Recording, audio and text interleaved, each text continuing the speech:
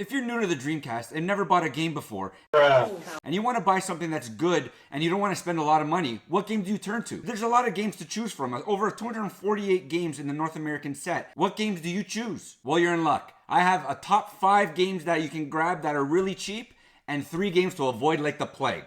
Stay tuned.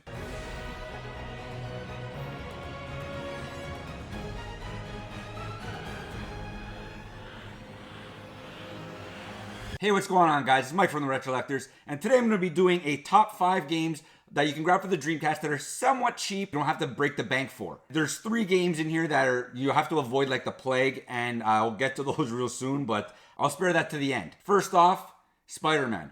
It's a fairly cheap game that was also released on the PlayStation 1. It's a fantastic game. A lot of unlockables. The story is pretty good. It's, you're Spider-Man, so it is what it is. It's a character synonymous with adventure. A great build of the game. It's really open, kind of worldy. You're floating back and forth with Spider-Man. I'll put some footage up and you'll see a lot of what you can and can't do in the game. It's really built really well. The graphics for back in the day was, okay. I loved unlocking new suits, finding comic books among the city and using those comic books to unlock new costumes. So you can get the symbiote spider, you can get the iron spider, so many different variables and variances of this character. It's a lot of fun. If you haven't grabbed it, it's a very cheap game, so I suggest you grab it. Next up, Alone in the Dark. It's got a lot of great music. It's a game that's much like Resident Evil. Amazing backgrounds with the 3D sprites up in front, so you're controlling the 3D sprite. It's a game that has 2 characters to play as, Edward and Elaine. You get to start off with disc 1 as Edward, and then you go into disc 2 with Elaine. The music is fantastic. The build quality is really good.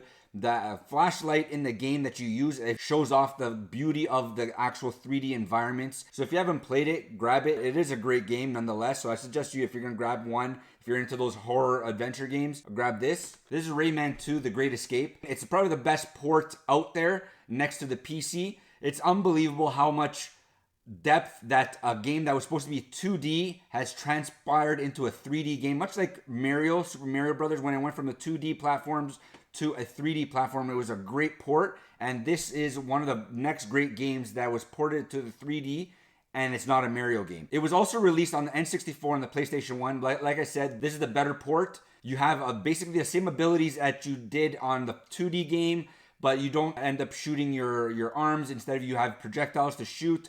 It's a lot of platforming, a lot of fun.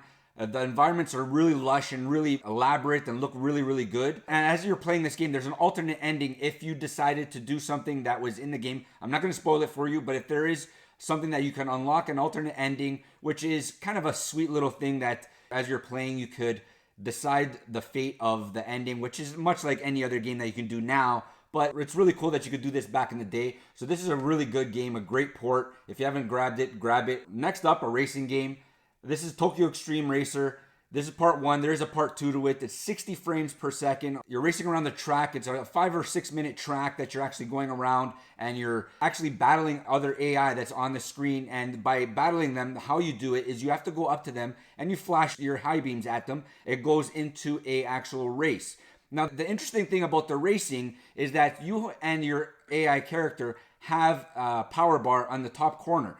Now, the farther you get away from your AI character, meaning the farther you get in a lead, it dwindles away his power bar, and that makes you actually win. So the same thing can be said against the other way. Now, if you're in the second place and you're getting further and further away from the AI, you tend to lose. So you have to always stay ahead of the game. You can't make much mistakes. There's a lot of AI drivers on the road that are just there for you to avoid. But it is a lot of fun. You can customize each car. There's 25 cars customized. Each one is not in-depth as Gran Turismo, but it is a very in-depth game. None of the cars are licensed, which is kind of a bummer, but I guess to avoid the whole collision into damaging the cars. This is a great game if you haven't played it as of yet. Lastly, this is a arcade port from 1998. This is an unbelievable game that if you haven't played in the arcades, and most of you probably that are a little bit younger haven't had the opportunity to play in the arcades, this is a great game.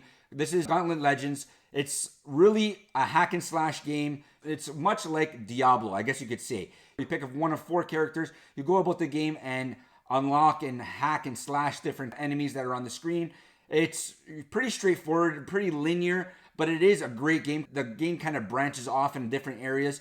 It's a lot of fun. So if you haven't played it, again, play this game.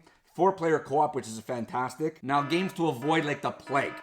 These are games that, oh my God, that are so bad that, it's Who Wants to Beat Up a Millionaire? That was a big game show back in the 90s or late 90s, and this is a terrible, terrible game. Instead of you actually playing against the AI and the sense that you have to win, it's basically you answer the correct answer, and the faster you answer these questions, faster you can beat up an AI opponent, or actually an opponent that you're playing against, and that's it. It's so bad. The voice acting is terrible. The humor is very bad. It's not very good at all. The music is terrible. Everything about it isn't good. So if you have seen this in the wild and you want to decide to pick it up, or you're on the fence of picking it up, unless it's free, and probably even $1, I probably wouldn't pay for this. But if you're a Dreamcast collector, you have to go for the complete set. This is it. So I would say stay away from it unless you're a complete Dreamcast collector.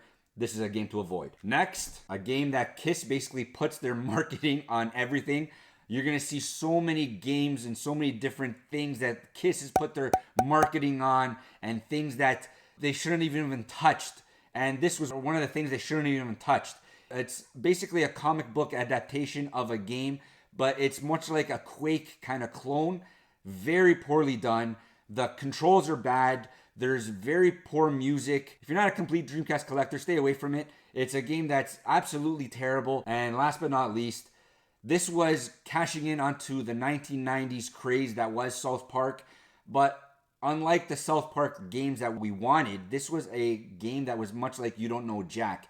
And it did it very, very bad. If you never played a You Don't Know Jack game, it's a trivia game that was done very well in the sense of the mini games and all that other stuff that was implemented in the You Don't Know Jack series.